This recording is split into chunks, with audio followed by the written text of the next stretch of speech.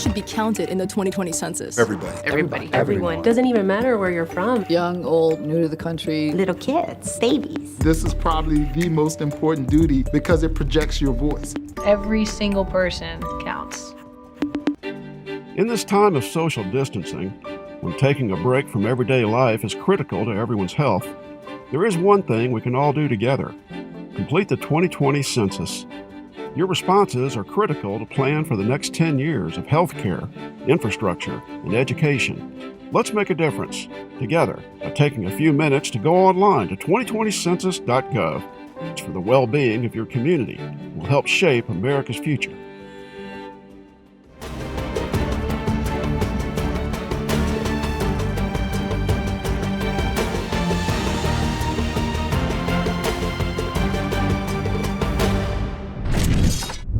It was like you couldn't mistake it. It was a legit bite mark. What did you do? I was kind of debating cutting like where the I was kind of like debating like cutting like an inch or two below the bite mark and then eating the other half. And my wife was like, "What if he held it?" And I was like, "Do you think he wore gloves?" And she was like, "Probably not." So I had to trash the whole burrito and I had to eat oatmeal.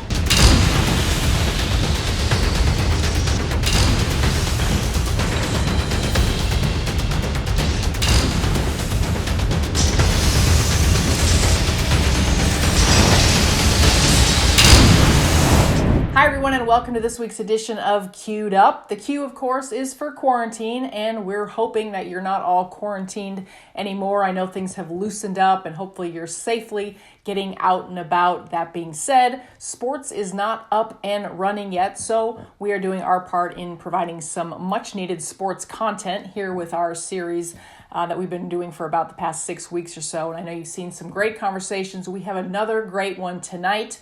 But before we get to that, be sure to like us or follow us on the Twitter page, on the Facebook page. That will automatically enter you to win tickets to the Houston Sports Awards. And be sure to stay with us at the end of the show. We will show you our partners with the Houston Outlaws, some of our favorite gaming together videos that you all have collected throughout the week. All right, first things first though. Lance McCullers, he was a 2012 first-round pick of your Houston Astros. He was a 2017 All-Star. He's coming off Tommy John surgery. He is a starting pitcher for your Houston Astros. He is Lance McCullers Jr., and he is queued up.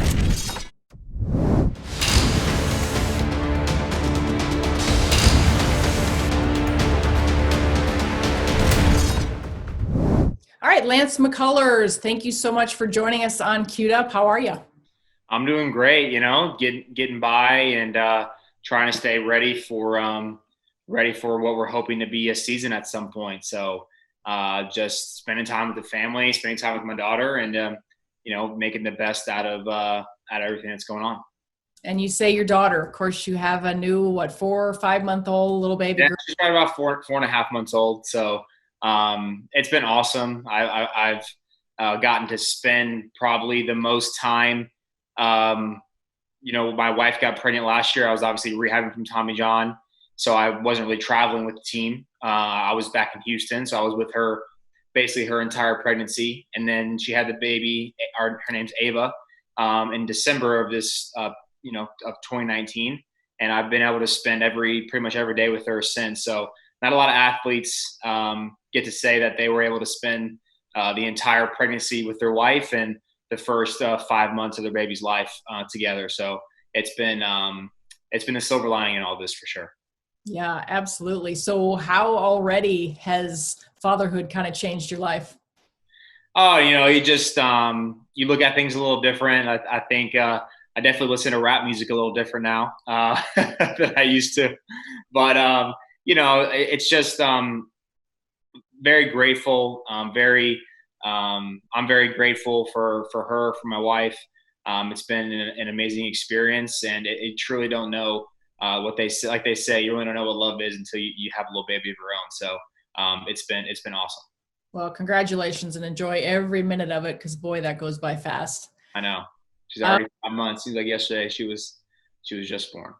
For sure. Well, let's talk about being, queued up, quarantined, all that's been going. What's been the most difficult part? How are you occupying your time? How are you staying in shape?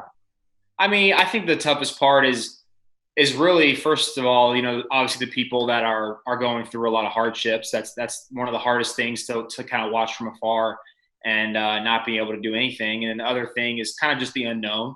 When is this going to be over? When is this going to be better? When is there going to be any sort of normalcy again? When are we going to be able to play? It's been about 20, going on 21 months now for me or so, give or take, that I've haven't been able to pitch on a big league mound. So kind of all those things. But like I said, we're making the best of it. I'm still training almost every day. I have a gym here in the garage, and I'm able to get out and throw some bullpens when I need to stay ready. So we're hoping for a season. So I'm still preparing like we're going to have one. What are you hearing? I know this week Major League Baseball is supposed to come to you guys and kind of talk about ideas, some proposals. What's sort of the latest in your thoughts of potentially having to play to empty stadiums?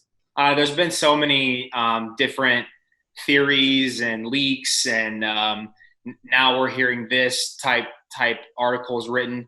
Obviously, I'm the rep for the Astros with the union. We don't have a formal proposal from the MLB, but like you said, we're hoping to get one of those soon and kind of start the dialogue. There's going to be a lot to work through because this is going to be essentially like a 1-year CBA that both sides are going to have to agree to. And as you know, those things can be challenging. But I think the end goal for our side as players, and I'm sure the MLB side, is to get a season in, whether that means we start without fans and we add them, or whether that means we have no fans throughout. At least we'll be able to be on TV and represent, our city and try to get some sort of season in. Can you even imagine what it would be like to be going out there to Minute Maid Park or to any stadium and to perform in it without fans? Yeah, I mean, that's especially Minute Maid. I mean, I think, spring training is never really overly packed. I mean, there's obviously people there. There's a couple thousand people there. I've definitely, unfortunately, I've had to rehab some injuries, so I'm used to facing hitters or kind of throwing in GCL games where there's literally no fans, and it's okay. Obviously, it's not the big leagues or the brand of baseball that we're all accustomed to. But if that's what we have to do to play, then that's what we're going to have to do. I mean, we're wanting to play, and we're hoping that we can kind of all come to an agreement. And whatever that agreement looks like, it looks like. I think that guys want to play more than worrying about who's sitting in the stands, for sure. Well, and you've mentioned a couple times you being out and not throwing for a while. Tommy John surgery kept you out all of 2019. You were able to go to spring training for a short time. You got to throw a little bit. I think in that one outing, maybe you had 16 pitches, but you at that point said you felt like it couldn't have gone. How do you feel now? How was that rehab? And kind of take us a little bit through what you've gone through with that. Yeah, I mean, the rehab was awesome. And, obviously Tommy John sucks in general. There's no getting around that. But just overall, my rehab as a whole was great. We have a great rehab team with the Astros, led by Jeremiah Randall, our head trainer, and we have a great strength and conditioning team. So with those aspects, along with the fact that I had time, I didn't feel pressed. I didn't feel like I had to make an unrealistic timetable because I had surgery in November, and it's a 13-month minimum rehab. So I was never going to make it back for a season. So I was able to kind of know that I had time. I think mentally that did me a lot of good. And then obviously I was back up to 96 in spring training, was sitting at low 90s to mid 90s range, and I felt really good with my off speed. So couldn't really ask for much more out of the rehab and how I've responded. So I just got to keep, try to keep it up, try to keep it going. Well, and of course, expectations now that you are back with Garrett Cole going to the Yankees, team expectations are high for you and Verlander and Greinke sort of to be the leaders of this staff. Are you there? Are you ready to step up and do that? Oh yeah, I'm ready. I've been ready for a long time. My body's been kind of holding me back. I've had this injury since 2016. So I've been pitching kind of hindered for a while. Not saying that that's affected my my performances. It's just affected more my health. I would go through time periods where I just wasn't right physically. And, you're still taking the mound, but you're not the pitcher you want to be. So that definitely, for a long period of time, for the period of times I had to miss because of the elbow issue, and kind of other things that all had to do with the elbow. I'm just happy to be healthy, and I'm ready to take that next step forward. I'm ready to help lead this team. And you've got, as I mentioned, Verlander. How does having a guy like that around you with all that he's accomplished? I mean, how much has he, how much have you learned from him, and what does he mean to your development? Yeah, I mean, Justin's awesome. He's been the rock and the horse of this rotation, ever since he's gotten here. And he's definitely a guy who's never shy as far as wanting to help other guys, kind of share his knowledge, try to help people with game planning, all that type of stuff. I had, along with Justin, man, I had so many just great veterans coming up. My first year in the big leagues, Dallas Keuchel won the Cy Young Award. So my first year, I got to see what a Cy Young Award winner looked like. And Dallas really took me under his wing, along with Colin McHugh and a lot of the other guys there with the Astros. And so they taught me a lot along the way. And so I was about 3 years into my big league career when JV came to us. So I felt very comfortable with myself as far as being established. I had made my first All-Star team that year in 2017. So I wasn't necessarily timid or intimidated just to ask for that help or ask for advice, because sometimes that gets in the way. So he's been great ever since he's been here, for sure. Now, I remember when you first got here in 2012, you were a first-round pick from Tampa. Yeah. You were like the Gatorade National Player of the Year in 2012. They brought you out to Minute Maid Park, and I told you, I saw this. I'm gonna play it here now. This just cracked me up. Look at that. You pitched in the big leagues. Yep. There we are. Their number 2 pick in the draft. There we are, is right. But you came in that interview, and I'd interviewed you earlier in the day that as well. And you just had, and I remember thinking, because you're the same age as my daughter, and Right. I'm a 18-year-old kid, and I'm thinking, this kid is so well-spoken, has so much confidence. Where did that come from at such a young age at that time?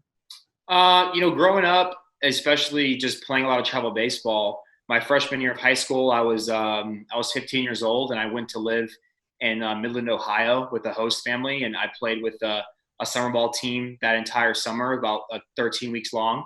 And then the next summer after that, I went and played for Team USA, and we were kind of touring the East Coast of the United States up into New York and then into Canada. So at a young age, I was kind of forced to grow up a little bit and just rely on myself. And it was good for me. It was a maturing experience, and it really prepared me for my minor league experience, because without those type of experiences that I had, I don't know if I would have been ready. But I think that's kind of where it came from. Just being on my own, having to I don't want to say fend for myself, but make my own decisions, be responsible for myself, make the right decisions, and do those on a consistent basis. I think really helped kind of push me along on that front. And then this is something that I've always wanted, and I've always dreamed up and worked really hard for and strived for. So when it was kind of there in front of me, I wanted to make sure I took advantage of the opportunity,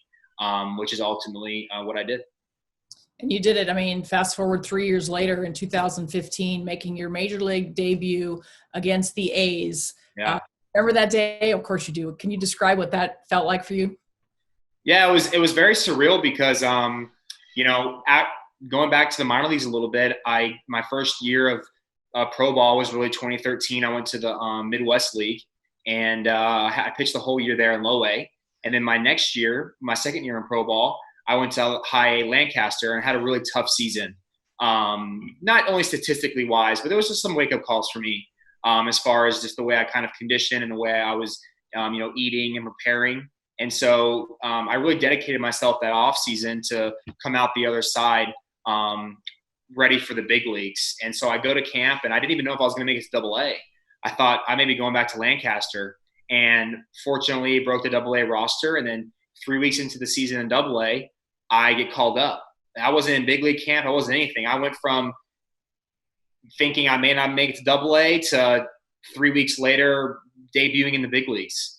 So it was a very fast process, but one that I knew I needed to take advantage of. And like I said, I've been preparing for those type of moments for so long and have been working so hard, especially that past off season. I had 3 or 4 starts in me while the other pitcher was on the DL with the blister, and I made the best of them. And, I've kind of been around ever since.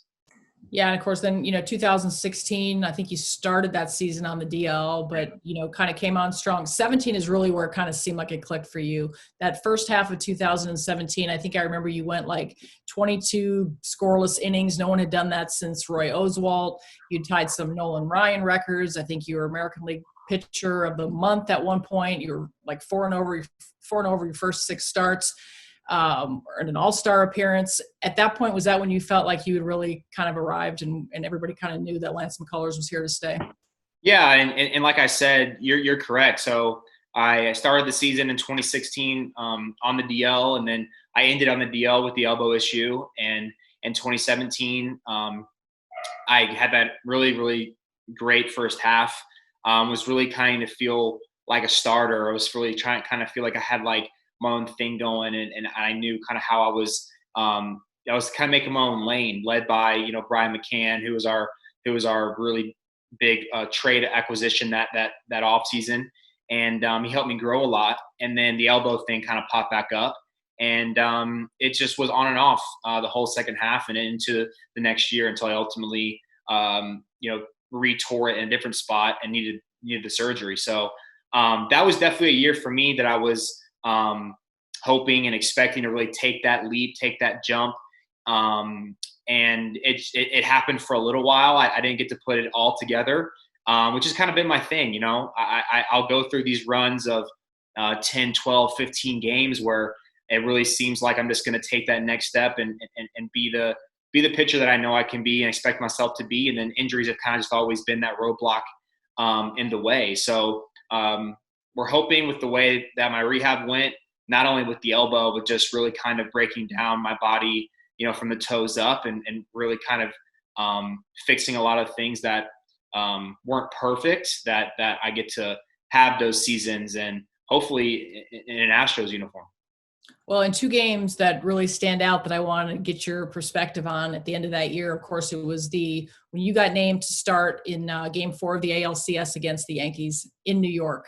I don't know that anybody was really expecting at that point. You were doing some coming in relief. AJ named you the starter.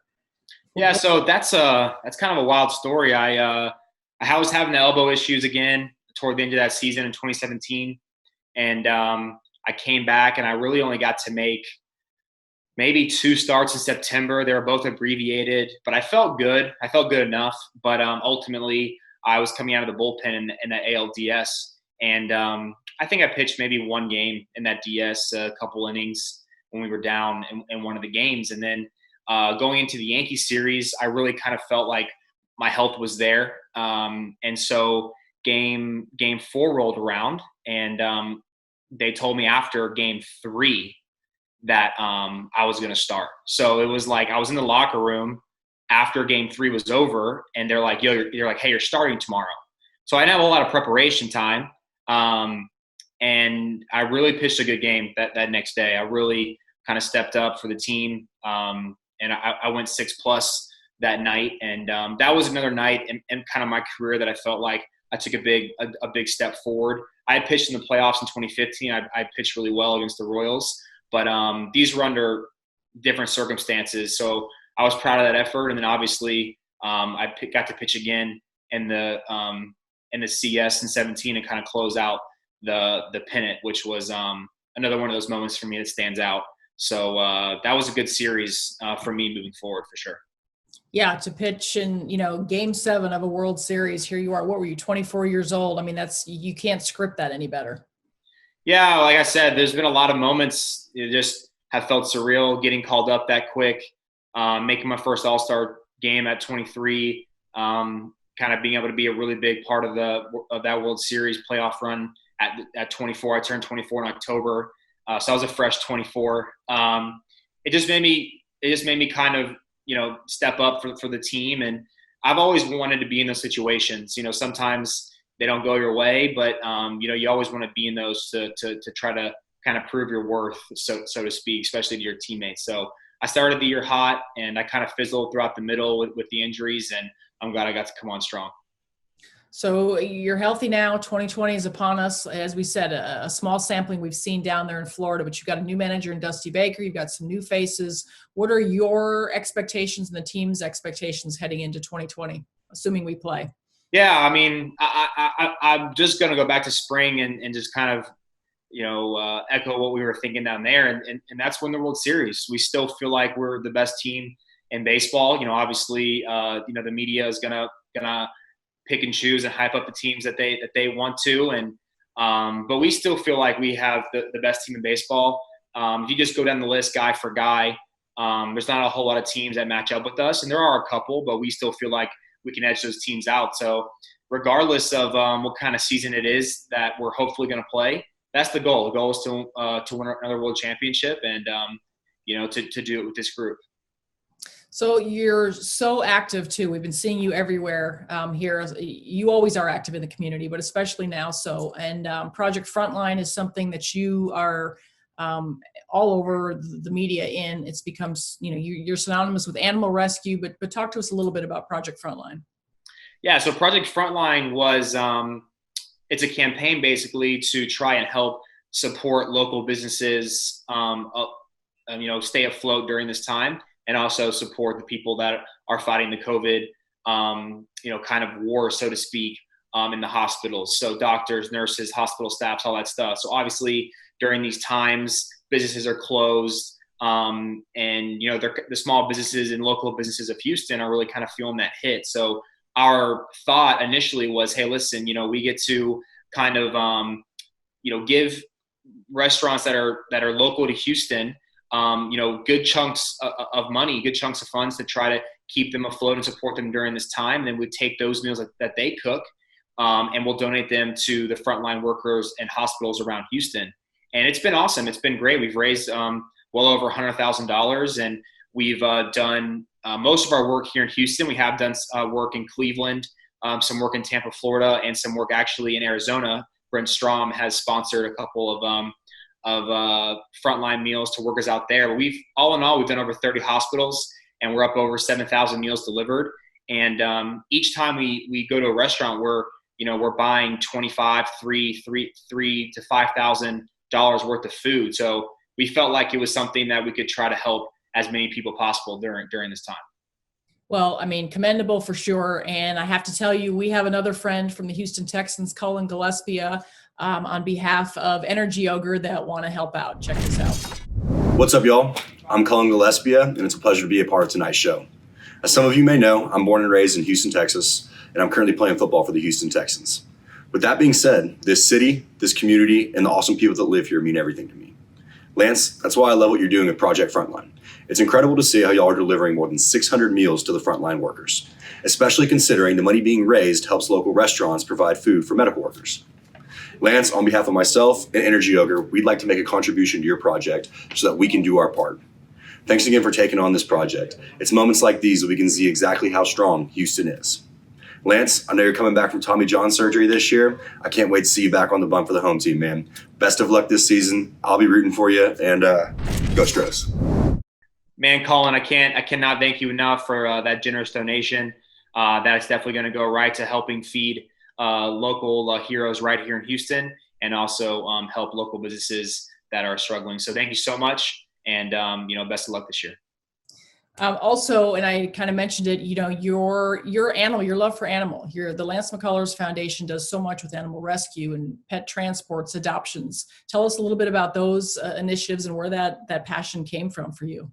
Yeah, I mean, I could probably talk about this for hours, but I'll give you a quick summary. So the passion for animals for me, it's always kind of been there. It's just been something I grew up with, rescue animals. I've just always felt like I've had a connection with animals, especially dogs. And when I got here in 2015, I knew I wanted to do something in the community, but something that I loved, something that was going to be a passion project, so to speak, of mine. And I could really throw myself into it and make a difference. And I found very early on that the animal population here in Houston fought a crazy uphill battle.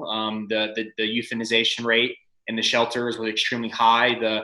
the animal neglect and animal abuse and cruelty was also extremely high. So our foundation was launched in 2016, and we've helped facilitate and save the lives of we're probably close to about 20,000 animals now, and we've given grants to local foster groups and local rescues and the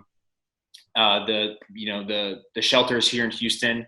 We're in the $100,000 mark, and it's just something that we love. I love to do, my wife loves to do, but it's also something that Houston has really embraced, and they've really supported me through kind of my journey. Every year we have an event. Unfortunately, not this year, but every year that event has happened with Jose Altuve and I. People really show up and support our cause. So we still have our transports going out with Rescue Pet Movement and Pet Set. We're still shipping out, up to about 1,000 animals a month out to safety, and we're still granting animals and saving animals here in Houston that are neglected and abused. So it's a passion of ours that we're going to keep on trucking and try to make a difference. Is there a way that people who might be watching this can help? Absolutely. People always ask me, how can I help? Well, I would say a couple things. If you have extra money laying around and you want to, donate to a cause and you want a cause that you can trust, it's definitely our cause. And you can go to our Instagram at Lance McCullers Jr. Foundation, and there's a link in the bio to our website. But I tell people the most is that these animals need people. They need fosters, they need volunteers, they need people to adopt them. For example, through our RPM and Pet Set programs, where we're shipping animals to surrounding states, you can literally foster an animal for 2 or 3 weeks, just be a temporary foster. And so we can find that dog or animal home in another state, and then we'll ship that dog out or animal out to a safe home that's going to be their forever home. And so you can save 2-3 animals a month by simply doing that. Or you could volunteer at your local shelters. You can walk dogs. You can spread the word to be, an animal activist and to try to save these dogs. So I tell people to use their time and to just, speak up for this cause if it's something that they love, because those two things go way further than money can. Well, you can tell you certainly have a passion for that, but I'll tell you just with all that you have going on, I know you're launching a new initiative. I think it actually started this last week. You and Carlos Correa are doing a podcast. Tell us. We are.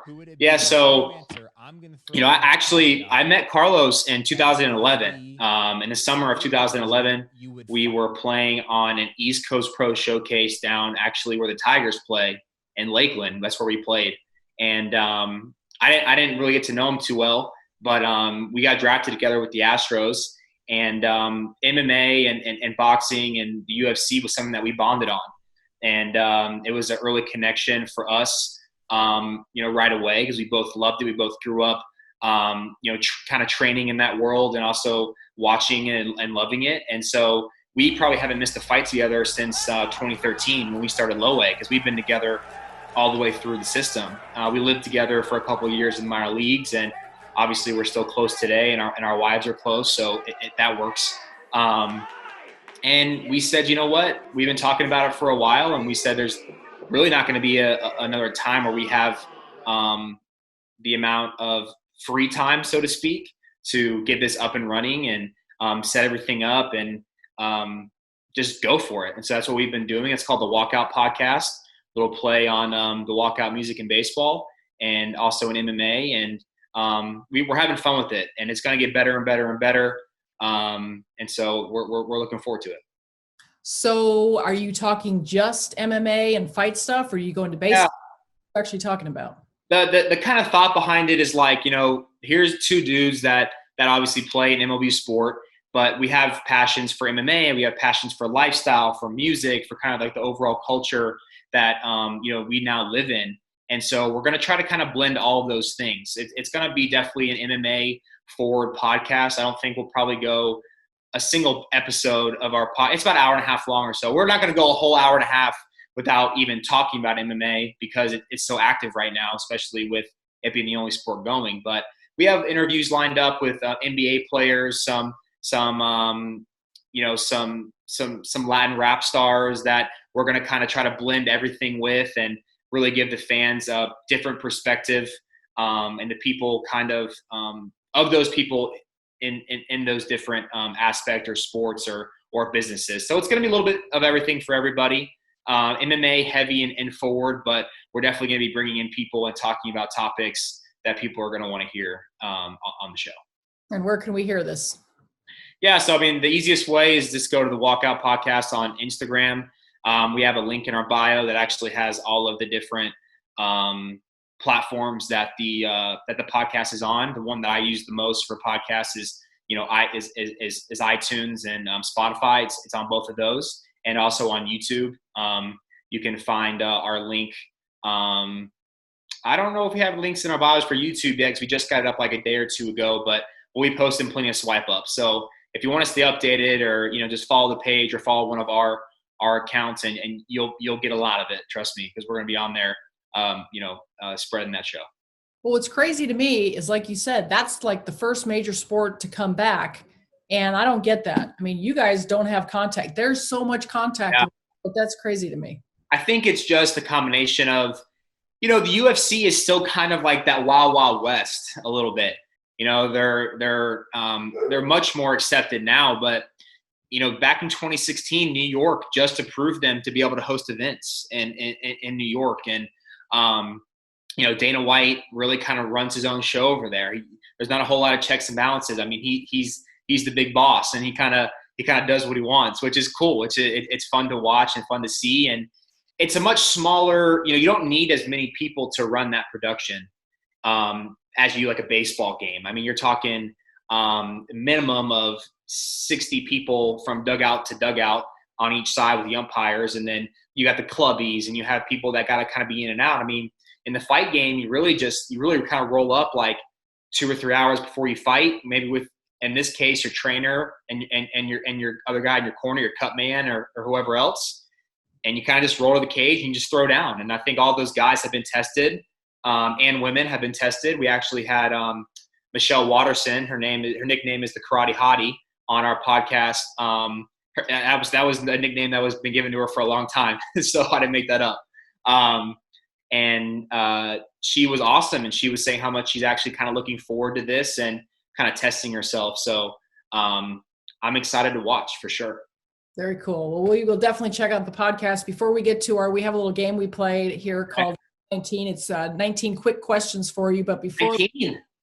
I probably won't get to all 19 of them, but I have to ask you about the funniest thing I saw.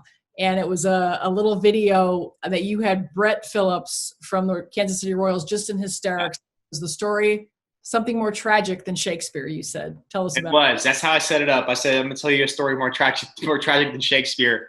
I should have said more tragic than Macbeth. But honestly, I ordered a Chipotle burrito at about 9 o'clock at night. And if you've ever been in a situation where you're ordering a burrito that late, you're starving. So this burrito finally gets to my door, and I'm so excited to eat it. And I bring it to my stream, and I open it up, and there was probably like a chunk about this big missing out of the top of that burrito.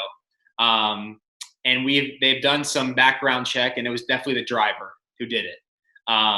So to my understanding, he's been fired, and they gave me a bunch of free Chipotle gift cards to try to make me eat Chipotle again. So that's what Brett was laughing at. And it wasn't just a chunk taken out. I mean, it was clearly a bite mark. No, it was like you couldn't mistake it. It was a legit bite mark. What did you do? I was kind of debating cutting like where the I was kind of like debating like cutting like an inch or two below the bite mark and then eating the other half. And my wife was like, "What if he held it?" And I was like, "Do you think he wore gloves?" And she was like, "Probably not." So I had to trash the whole burrito, and I had to eat oatmeal at 10:30 at night. That was the tragic part. All right, let's play Q19 real quick. All right. Listen to. I listen to mostly hip hop and rap. All right. Favorite restaurant to eat at in Houston, Chipotle aside. Okay. I'm just gonna name off a couple. I like Local Foods, Riel, Uchi, and Tiny's. All right. Athlete you most admired as a kid. Athlete I most admired as a kid. I loved Robinson Cano growing up and Barry Bonds. All right. Toughest hitter you've ever faced? Toughest hitter I ever faced. The guy I don't want up if I got a lot of guys on is probably either Robinson Cano or, with my track record, Elvis Andrus, unfortunately. All right. What do you think you might have been if you weren't a baseball player? I used to say I would be a fifth-year senior, but I'm way past that. So, I don't know, man. I'd probably be like kicking it in Miami as like some sort of like club promoter or something. No, I'm just kidding. I always wanted to maybe do like some sort of physical therapy in sports if I wasn't going to be an athlete. That was kind of like my backup plan, or like the thing I thought about doing other than playing sports. We all know baseball players are superstitious. Do you have any superstitions? I used to be so superstitious that it kind of got out of hand.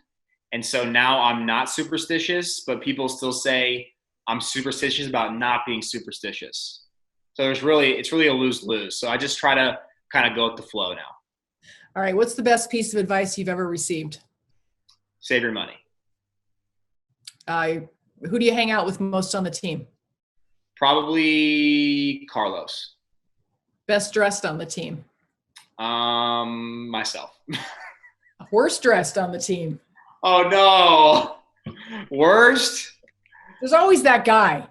Back in the day, it was always Lance Berkman. The worst dressed on the team? Wade Miley. Wade Miley. I know he's not on our team anymore, but Wade. All right. If you could accomplish, this is the last one I'm going to ask you. If you could accomplish one thing before your career is over, what would it be? Pitch a full season that I know I'm capable of in an Astros uniform. Awesome. All right. Thank you so much. It's been a pleasure. We thoroughly enjoyed having you on. All right, guys. Thank you. All right. Stay safe. See you. You too. All right, thank you so much, Lance McCullers. Now, the moment you gamers have all been waiting for. In partnership with the Houston Outlaws, we have been encouraging all of you who are at home gaming together, whether it's online, whether it's outside, hanging with your family, whatever it is, hashtag gaming together. Send it in, and we will show on this show some of the favorite clips throughout the week. And here are this week's.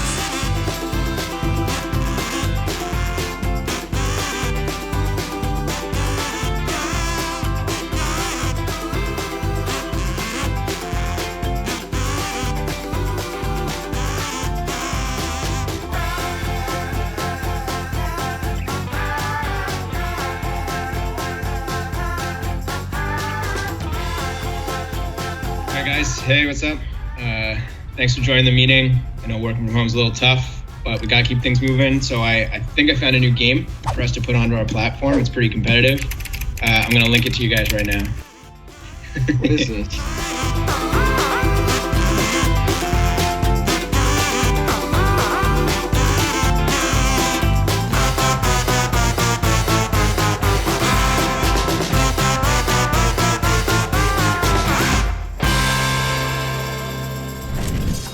All right, that's it for this week's show. We hope you enjoyed it, and we look forward to seeing you next week on Queued Up. Remember, stay safe.